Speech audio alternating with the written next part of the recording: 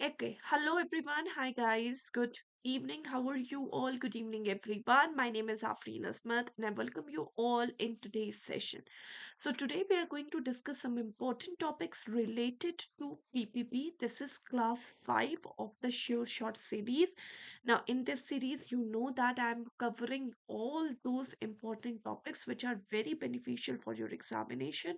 So, let's start discussing this, right? So the very first thing is this limited liability of the customer. So if there is any unauthorized transactions, okay, then what is the liability of the customer? Okay, so when there is any unauthorized transaction in the banking system, it should be a limited liability of the customer. In some cases, their customer is entitled to have zero liability, but in some cases, the customer have to go through some limited portion of the liability. So first of all, in when which are the cases where the customer is actually entitled to have a zero liability? So first, if there is contributory fraud, negligence, deficiency on the part of the bank. So if there is any fraud or negligence or deficiency on the part of bank, then the customer is entitled to have a zero liability.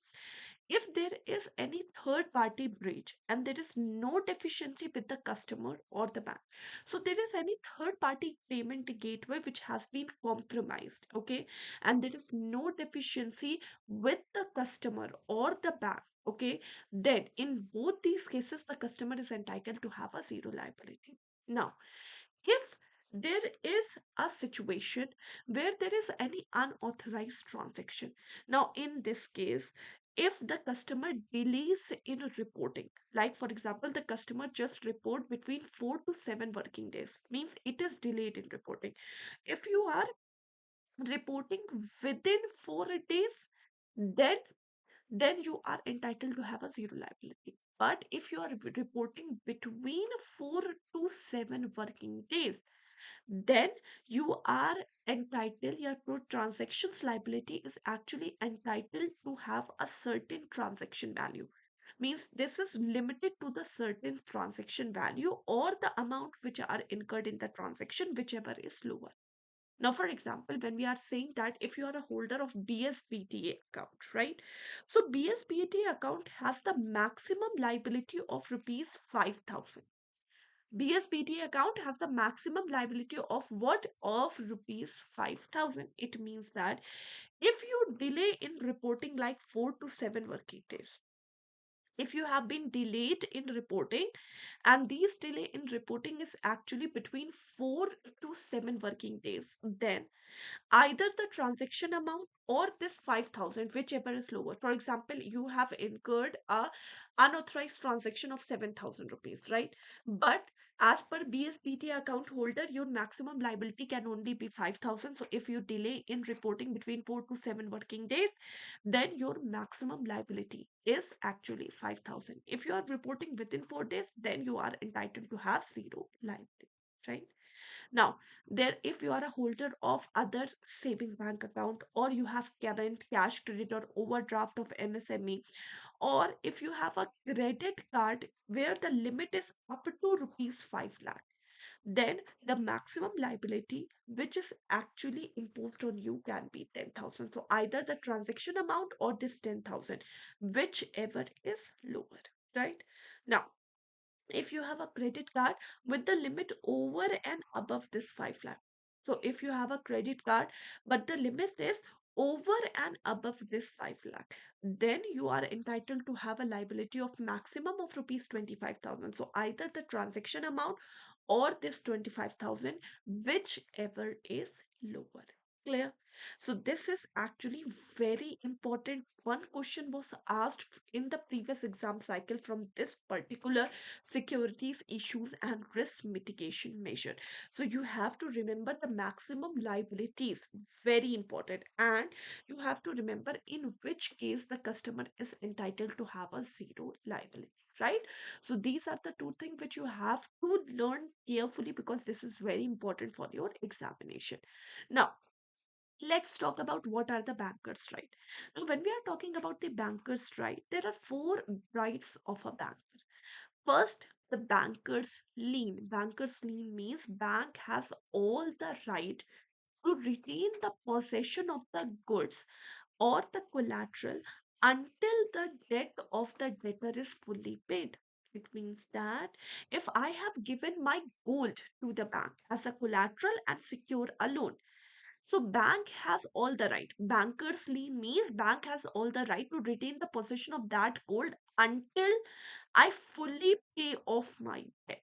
That is known as banker's lien. Now, right to set off.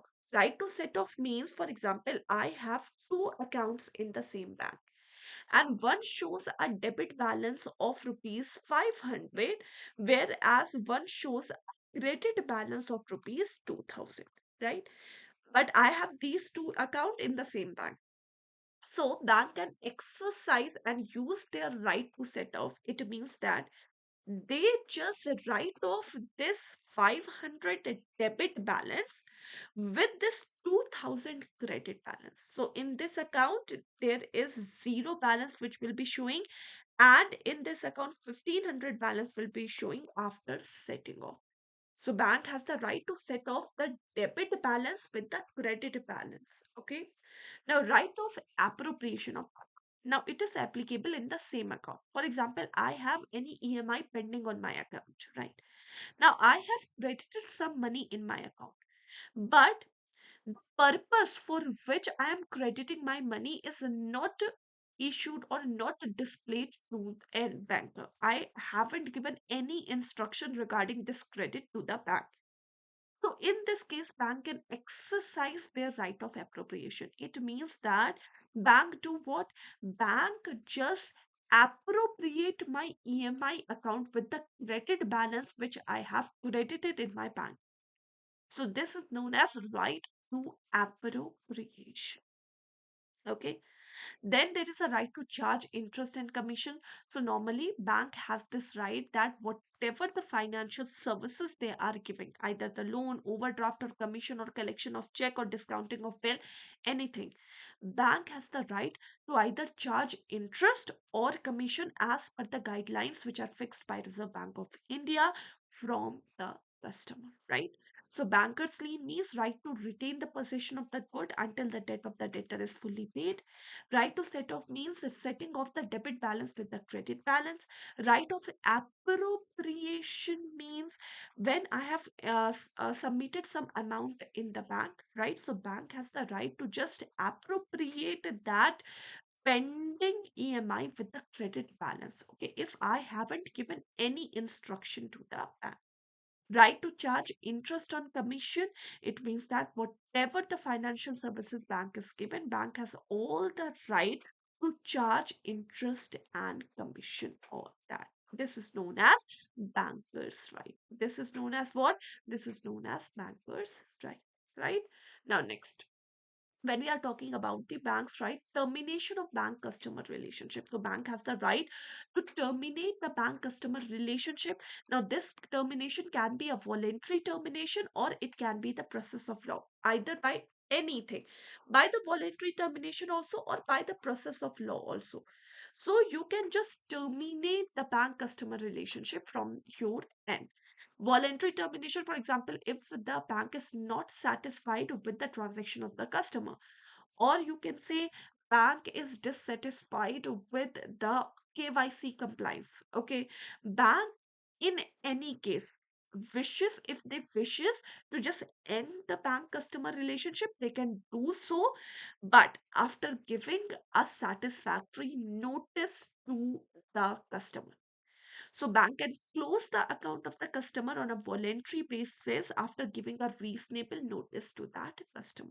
This is known as voluntary termination. Now there is termination by law. Now in which circumstances the termination can be done, means bank customer termination can be done, and that termination is by the law.